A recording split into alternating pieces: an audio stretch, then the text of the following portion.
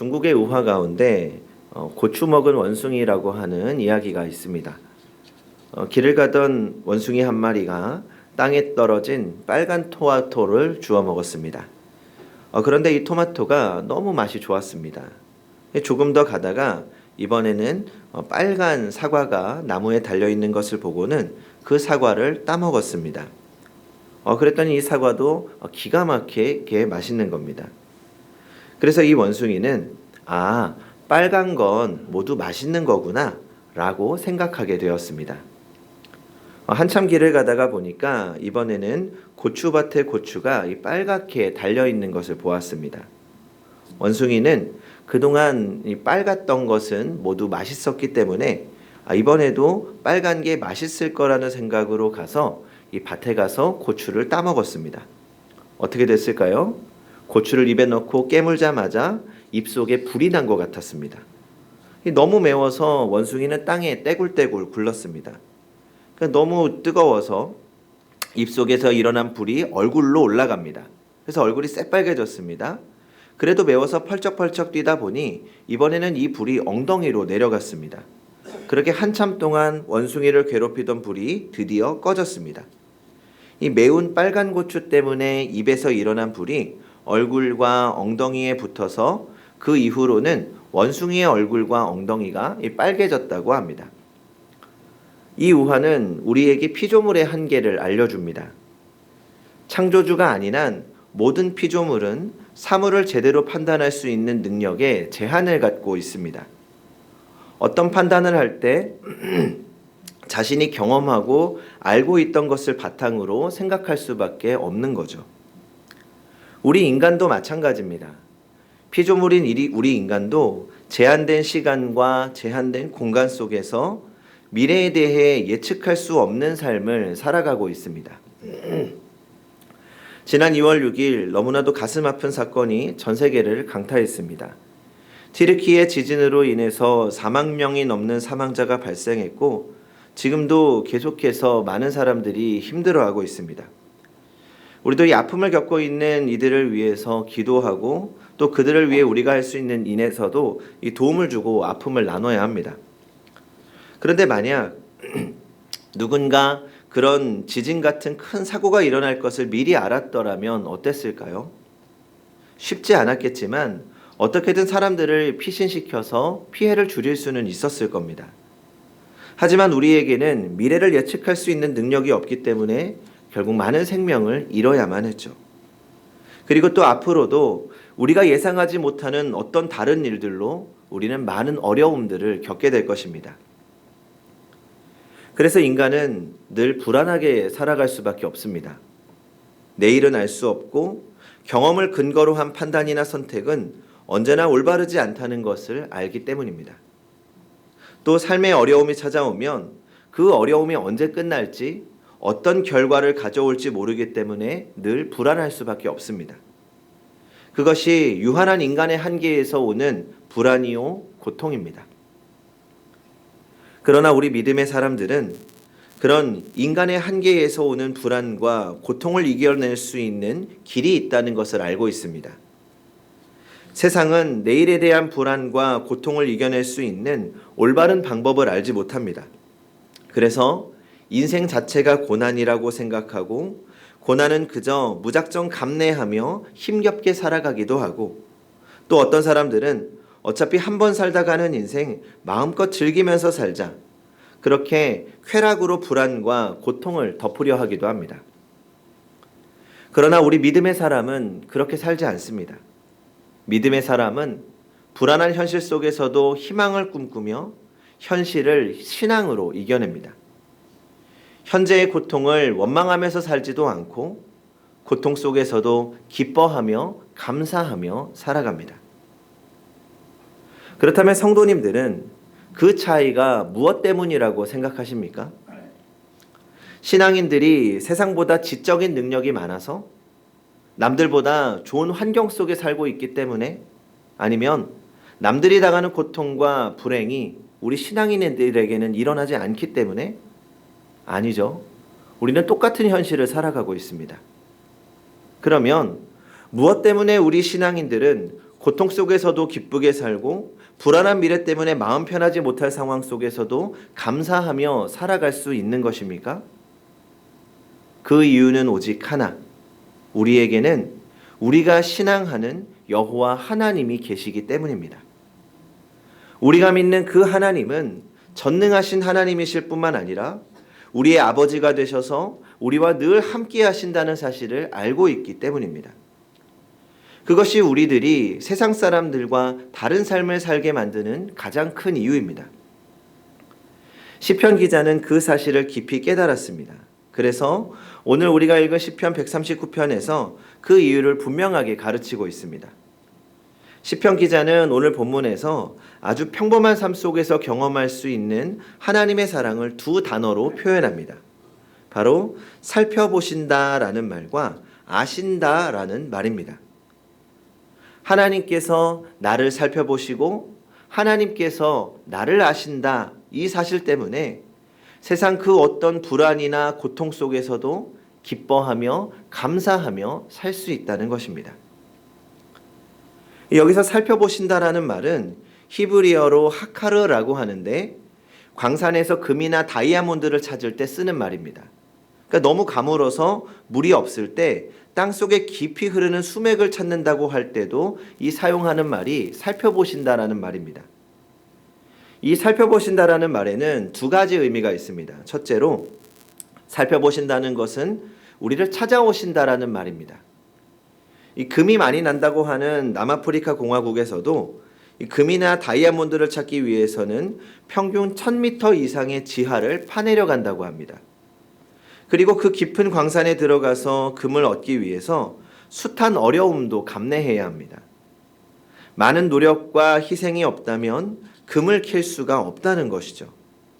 그렇게 직접 찾아 들어가서 캐낸 것이 금입니다. 직접 찾아가고 어느 정도의 희생과 노력이 있어야 합니다.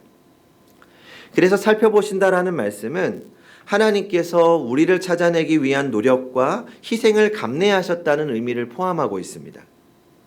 그런 하나님의 살펴보심이 가장 분명하게 드러난 사건이 무엇입니까? 바로 성육신 사건입니다. 하나님께서 사람을 살피시기 위해 이 땅에 사람의 몸으로 찾아오셨습니다. 병든 자, 가난한 자, 목마른 자들을 찾아다니시며 함께 하셨습니다. 그 하나님께서 오늘 우리의 삶 속에서도 찾아오십니다.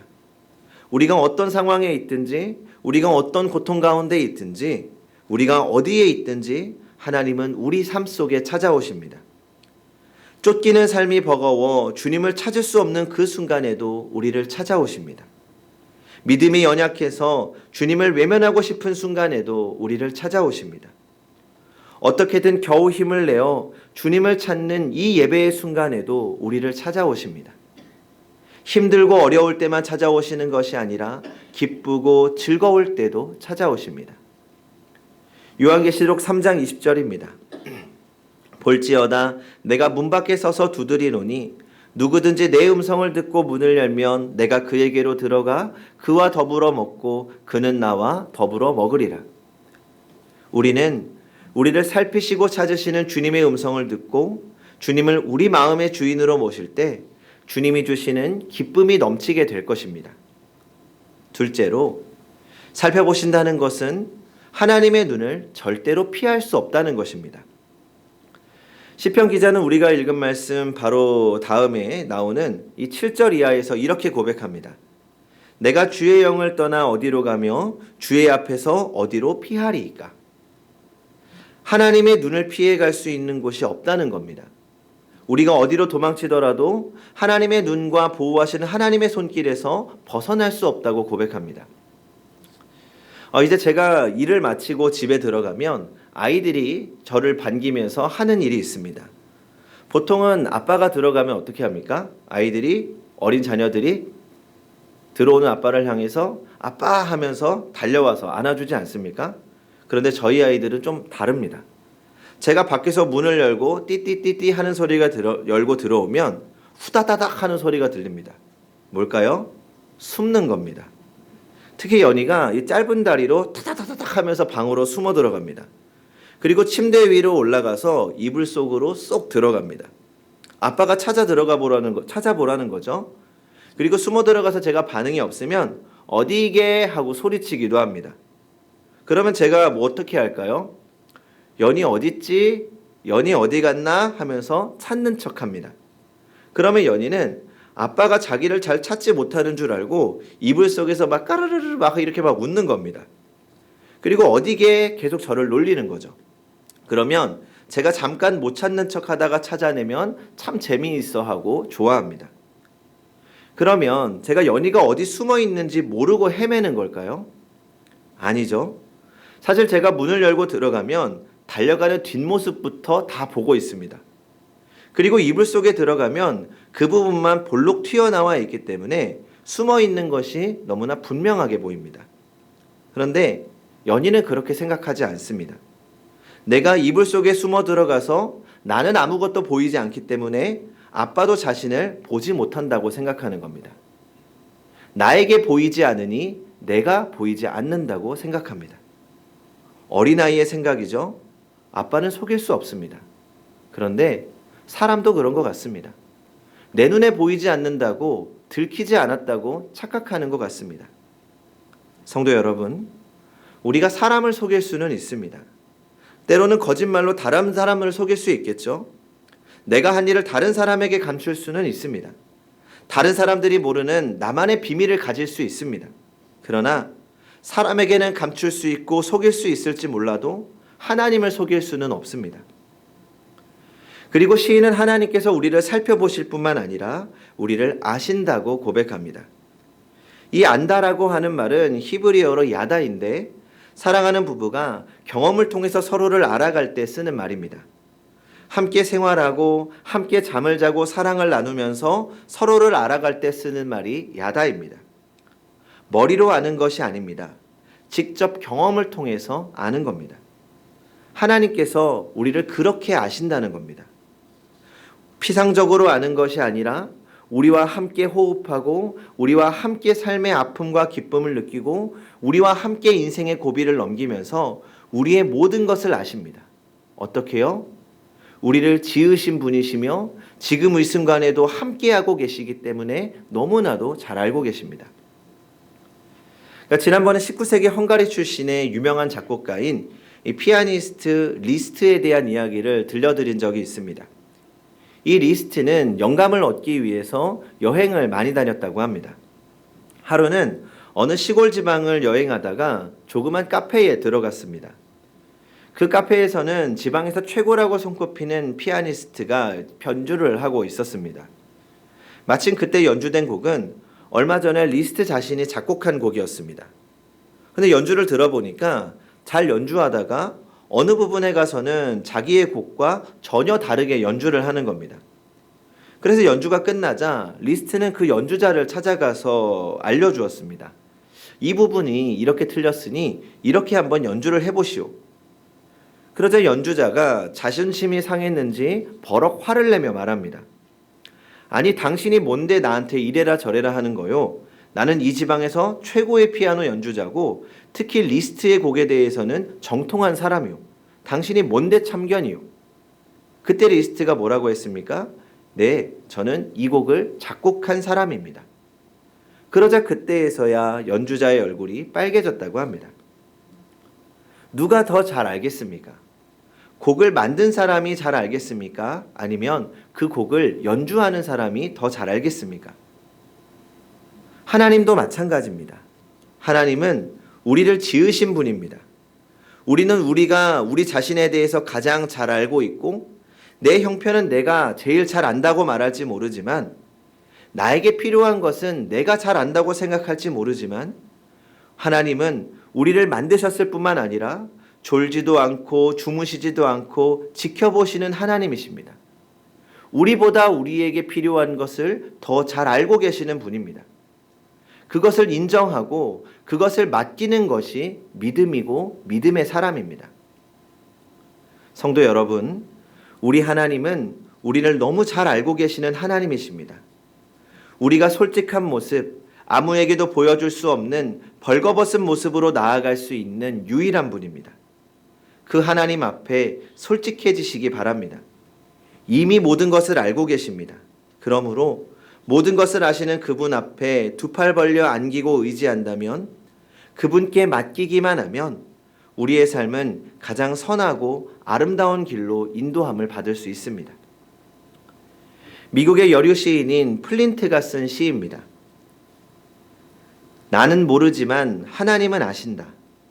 아, 두려움이 있는 자에게 자비가 있어라. 내 앞날에 놓인 불안스럽고 답답한 물음에 그는 분명하게 답하신다. 의심이 생기고 두려움이 싹틀 때 이 생각에서 해답을 찾으라. 나는 모르지만 하나님은 아신다. 나는 할 수 없지만 하나님은 하신다. 오, 내 모든 근심에 위안이 있어라. 내가 떨군 짐을 그가 손수 들어 올리시고 짊어지시는구나. 독수리 날개짓이 지쳤어도 내 달려갈 길 가리라. 내가 아는 바는 이러하니 나는 할 수 없지만 하나님은 아신다. 기도하겠습니다.